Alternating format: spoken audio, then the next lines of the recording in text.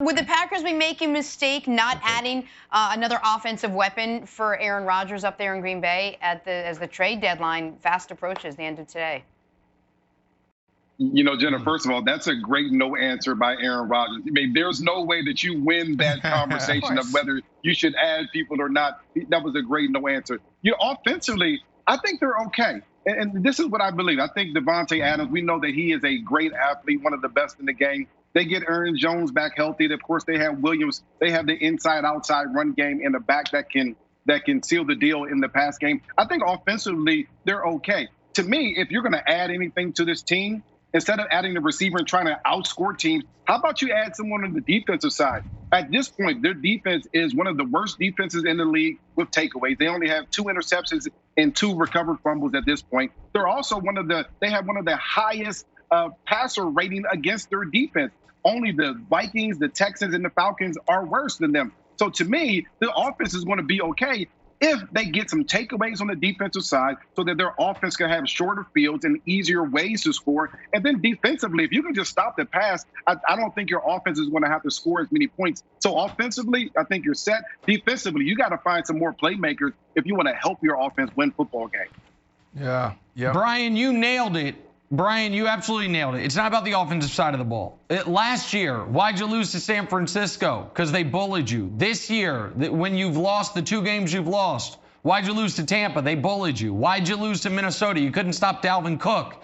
It's the defense, most notably the front 7, which is why it's been so curious to see them stand pat when in the last 2 weeks, Seattle added Carlos Dunlap. Baltimore added Yannick Ngakoue. Tennessee added Desmond King. The Steelers just added Avery Williamson. New Orleans added Quan Alexander. Detroit added Everson Griffin. There's more. Arizona added Marcus Golden. San Francisco added Willis, and Tampa Bay added Steve McClendon.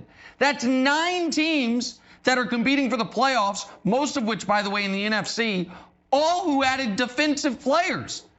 Where the hell have you been, Gutekunst? Like, what are you doing? These are players that could help you right now, and they were available. And so, Brandon, I do think they should be active today. I don't think they will be, but I don't think it's to add a weapon. I think it's to add someone in that front 7 to help that defense. Yeah, but Nick, is it really their MO? I mean, they haven't been aggressive in free agency. They haven't been aggressive, at the trade deadline. That's just not the Green Bay Packers MO. Now, when I saw this, I'm like, okay, it doesn't seem like they need an addition. They really need an adjustment. And what does that mean? Like, outside looking in, yeah, adding more weapons to Aaron Rodgers, arsenal could be deadly. But at the end of the day, like, he has what he needs. Now, is it what he always had back in the glory days? No. But he has a really good tight end. He has a dominant dog #1 wide receiver. He has 2 running backs. He has Allen Lazard, practice Thursday, should be coming back soon. Valdez-Scantling, I'm not sure what's going on with him. He had 1 target last week, but this is a guy that can play. So does he really need that? No. And then to your guys' point, on the defensive side, really need help when you talk about personnel. But sometimes the NFL just catches up to you from a scheme standpoint. That's why I say they need more of an adjustment than an addition, because what's happening? This team, they're not bad from a personnel standpoint. Is teams keying in on what they do well and where their weaknesses are? They have a really good offensive line. They can run the ball. They can throw the ball. They got Aaron Rodgers. Defensively, they're just okay, middle-of-the-road type defense, but enough to hold up and give Aaron Rodgers a chance. So for me, I think it starts with the coaching staff. You know what I want? I'm a sentimental guy. Randall Cobb back to Green Bay. Well, the Texans aren't doing anything. 1-6. Like, at this point, you fired Bill O'Brien. You're 0-4, and then you're 1-6. I think it's fair. You could go to Deshaun Watson and be like, hey, you know what?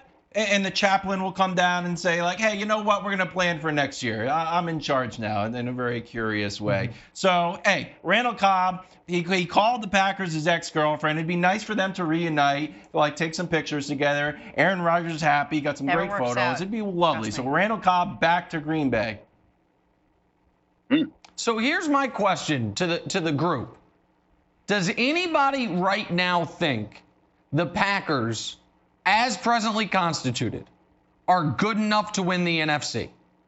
Does anybody think that? Yes. Not that it's impossible. I believe you so. do. With no moves. With no moves that they could. With an adjustment. Is there? I do. What's the adjustment, Brandon?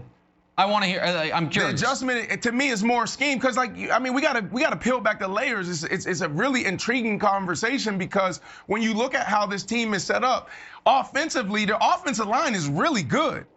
Their running game, they have two really good running backs, and they have Aaron Rodgers with some pass catchers that can get it done. Defensively, they're not great, but it's enough. The last time they won the Super Bowl, they were set up the same way. So it has to start with the scheme. Teams are keying in on them. Look what the Tampa Bay Bucks did to them. They made them look like a JV team. So that's why I say they do have enough if the coaches make the adjustments that they need necessary going into November, December. Okay. You know, Brandon, this is why I'm focused on the defensive side of the ball, because when you get bullied in the run game, that takes the ball right out of Aaron Rodgers' hands. So every team that comes in and plays the Green Bay Packers, they're saying, let's just run the ball down their throat. And that way, Aaron Rodgers can't touch the football. They have to be better on the defensive side of the ball so they can get those explosive players, Aaron Jones, Jamal Williams, Devontae Adams, the ball back in their hands for them to win football games, not to put it in their defensive hands and lose football games. Hey, Brian, I want to quickly ask you about this. It was announced yesterday that Chicago Bears receiver Javon Williams was suspended 2 games for this weekend, punching Saints D-back Chauncey Gardner-Johnson on Sunday. What do you think? Was the 2-game suspension for Williams too much, too little, or just right, Brian? You know, if I was the guy making these decisions, I know John Runyon makes those decisions for the league office, I would have considered actually suspending them for more games. This is the type of thing that I don't think belongs in our game. It's because it's not in the flow of the game. This has absolutely nothing. There was nothing going on at the point for this to actually happen. In my opinion, football is about discipline. Football is about concentration, not a street brawl. And I hate seeing things like this. I agree, but Nick Wright, he has a lot of good information. Nick, I want to hear from you because you I don't know if you got inside scoops and you got people on the inside on these teams. One of you my have sources. The backstory. Tell us, because it may change your perspective a little bit. B, I know this has no place in football, but that on the other side, this dude needs to be held accountable as well. So here's the deal. This might be a controversial take to some. Wims says Gardner-Johnson spit at him. And if someone spits at you, you're allowed to punch them. I'm not talking about like back when we used to be in studio, Jenna, and you would accidentally spit across the desk at me. I mean, when you intentionally spit at someone, it happened all the time. You're allowed to hit them. So here's my take, Wilds. If you allege someone spit at you and you can prove it, your suspension goes away. But if you're lying about them spitting at you, your suspension gets tripled. So the suspension would be paused. It's either going to be 0 or 6. If he was spit on, 0. If not, it's 6 games. What say you, Kevin Wilds? Okay, that's that was like the Rondo Chris Paul story, right? That like it was like an alleged spitting that never happened. Brian, the only reason I wouldn't say that I think this is a fine suspension, there's no actual damage. So it looks bad, oh my goodness. But when you punch someone and they literally don't move, I think that has to be taken into the equation. Thanks for watching. Subscribe here to get the latest from the show. Also, be sure to check out more of the best clips from First Things First, or go watch a few segments from our other shows on FS1.